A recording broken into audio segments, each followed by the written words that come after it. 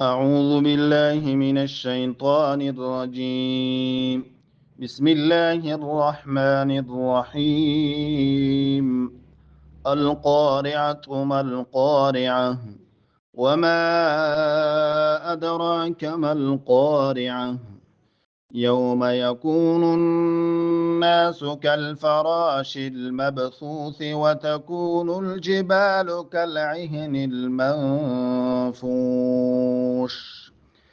فأما من ثقلت موازينه فهو في عيشة راضية، وأما من خفت موازينه فأمه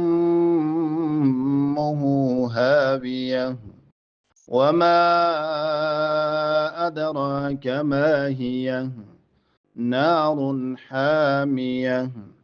بسم الله الرحمن الرحيم.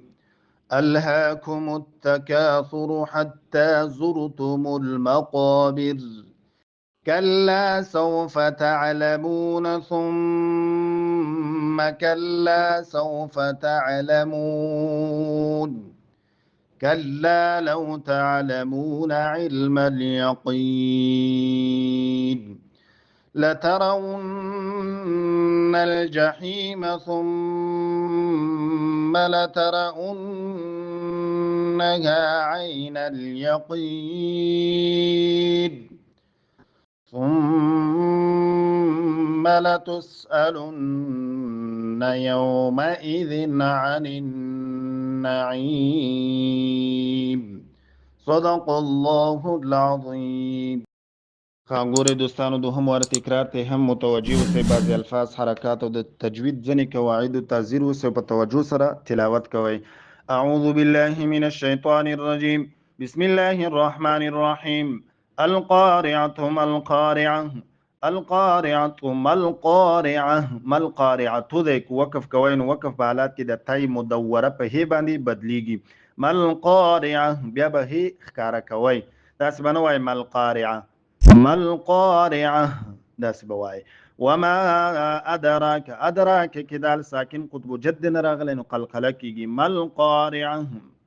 یوم یکون الناس، یکون الناس کې نون دوهم نون چې د مشدد د غنه کېږي او بل یو نون په بل نون کې مدغم کېږي، مدغام هم کېږي. کالفراش المبثوث، مبثوث کې با ساکنه د قطب جد نه راغلی نو دلته قلقله کېږي. وتكون الجبال كالعهن المنفوش، منفوش کې اخفا کېږي.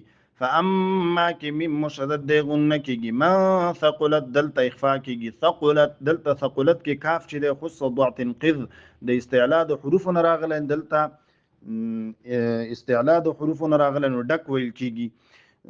د غشین رنگ چې څومره تاسې ګورئ دا د استعلا حروف دي، خص و ضع تنقذ چې مجموعه ده نو دا ډک ویل کېږي. فهو في عيشة راضية، عيشة راضية. واما کې میم مشدد دی غنه کېږي. من خفت نون ساکن دی رسته خا راغلی اظهار حرف نو دلته اظهار کېږي، داسې نشي ویلی. واما من خفت اخفا به نه کوئ. واما من خفت موازینه فامه، واما من خفت موازینه فامه، فامه کې میم مشدد دی غنه. فامه هاویه، هو هاویه دا الټه پیش د دوا پیخونو په اندازه به زور ورکوي. فامه هاویه، وما فامه دا دوا وونه چې دي دو پیخونه، البته دو پیخونه چې دا الټه پیش دو پیخونو په اندازه باندې او بیا دو پیخونه چې د وو د جنس نه دی وو حرف نو دیغه فامه ویل کېږي. فامه هاویه. وما ادراك، ادراك کې دال ساکن قطب او قطب جد نه راغلی قلقله. وما ادراك ما هي، نار حاميه.